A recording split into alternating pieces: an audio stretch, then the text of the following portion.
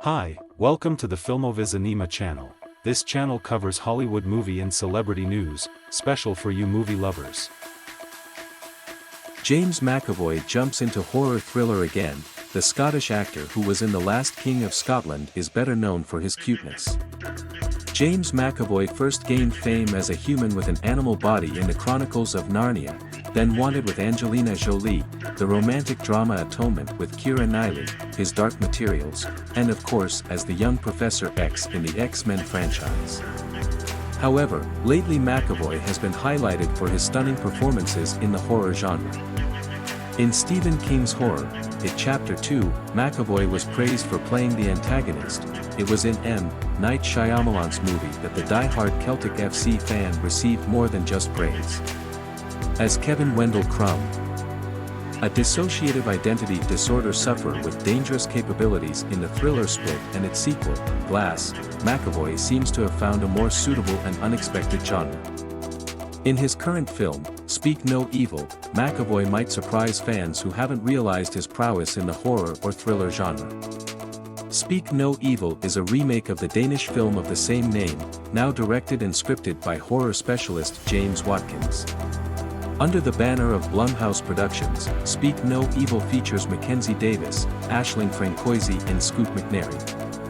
Not quite there, McAvoy immediately continued his filmography with the thriller Turn Up the Sun, again with actress Aisling Francoisi. Well, what's the matter? Glen Powell replaces the figure of Arnold Schwarzenegger. There are actually similarities that catapult Glen Powell into the ranks of Hollywood's hottest young actors today. Hidden Figures, Devotion and Top Gun, Maverick, are three Glen Powell movies based on fighter planes or spaceships respectively. In Hidden Figures, Gigi Hadid's ex-boyfriend is an astronaut, while in Devotion and Top Gun, Maverick, Powell became a fighter pilot. Interestingly, Powell was even given a pilot course by Tom Cruise, specifically for his role in Top Gun Maverick. An honor and tribute that deserves to be given to the actor. But in his latest movie, Powell will be far from piloting. Powell will carry a heavy burden because he has to play a figure that Arnold Schwarzenegger used to popularize in The Running Man.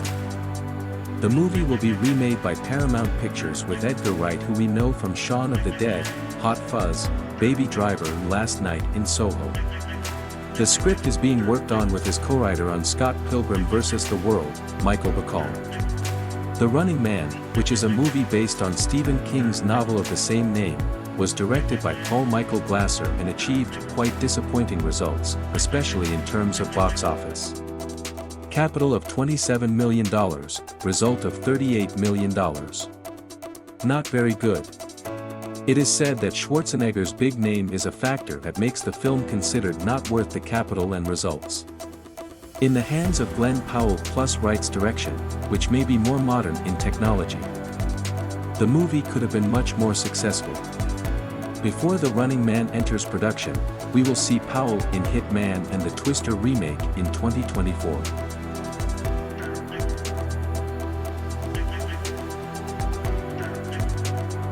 Full reunion in Guy Ritchie's new movie. The film In the Grey can be called the center of the reunion of actors and actresses who have played in Guy Ritchie's films. In the Grey, a new movie that will be released in 2025, will bring together Henry Cavill, Jake Gyllenhaal and Eiza Gonzalez. Henry Cavill recently starred in The Ministry of Ungentlemanly Warfare, directed by the director who is also Madonna's ex-husband. With Jake Gyllenhaal, Ritchie worked together in the war film The Covenant. While with the rising Latin actress, Eiza Gonzalez, they also met with Cavill in The Ministry of Ungentlemanly Warfare. It doesn't even stop there, with Ritchie addicted to Gonzalez for recruiting her for the film project The Fountain of Youth, which is currently filming with John Krasinski and Natalie Portman. Some of the unique and interesting things about Ritchie's reunion with Cavill, Gyllenhaal and Gonzalez are that almost all of them are action movies. But, unfortunately, Ritchie's last two movies, Operation Fortune, Ruse de Guerre and The Covenant, were both market failures. Unfortunately, Henry Cavill was just fired in Superman, The Witcher and his Argylle movie flopped. Jake Gyllenhaal's recent films have also been underwhelming, including Roadhouse, which didn't hit theaters, and Disney's gay animation Strange World, which also didn't sell well. Isa Gonzalez. Yeah, the hot actress from Godzilla v. Kong and Ambulance, also starring Gyllenhaal, is still just a warm-up act.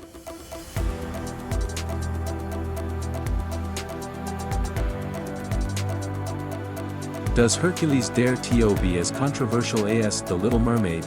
Cartoons made by Disney are mostly loved by the world public. Pinocchio, Bambi, Sleeping Beauty, Lion King to the era of Toy Story, Monsters Inc., Finding Nemo, The Incredibles and others. But that was then. Now they have a mindset that feels different and even tends to be controversial. Possibly in the name of money and profit, Disney overhauled the order that had been neatly arranged since the beginning. The most obvious is when the Mermaid Ariel by Hans Christian Andersen in The Little Mermaid was replaced by a black actor, Halle Bailey. Then Snow White, which is based on the Brothers Grimm story, was suddenly transformed into a Latin actress. Rachel Zegler.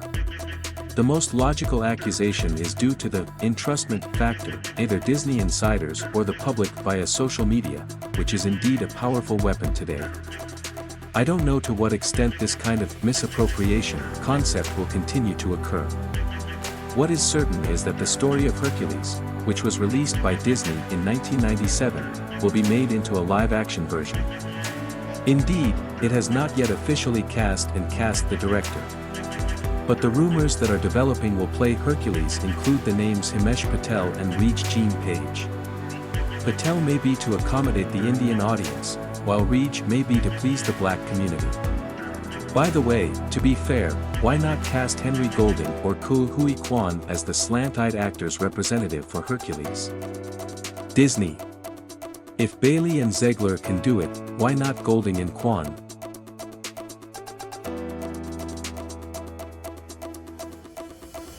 Bad luck continues to befall Kong. Jonathan Majors, newly named actor Jonathan Majors has had some bad luck and is facing a 1-year probation sentence. Majors was almost a potential star of the field when he was cast as the Marvel Cinematic Universe's main villain Kong, as seen in Ant-Man and the Wasp: Quantumania. Certainly, the Marvel franchise, which is already very large, will certainly boost the fortunes of this big-nosed star. Not only has he also appeared in the Loki series, Majors has also starred in Creed 3 with Michael B. Jordan. Unfortunately, Majors seems to have caught the late popularity syndrome. Because the media exaggerated him, including being too sycophantic in his appearance in Defy Blood. The Lovecraft Country series, The Harder They Fall, Majors was drunk with fame. His girlfriend at the time, dancer and also an extra actress, Grace Jabari, was a familiar victim of violence and finally reported to the authorities with convincing evidence. Majors did not expect that his brutal and violent actions would lead to misery. Not only was it a disgrace to his career, various contracts with millions of dollars were finally terminated and disappeared. Majors was fired from his position as Kong, the villain in the Avengers project, The Kong Dynasty and Avengers: Secret Wars by Marvel Studios. Majors also cancelled his contract to do a movie about Dennis Rodman and others. Reminiscent of Mason Greenwood's case at Manchester United. Thank you for watching. Don't forget to comment, like and subscribe.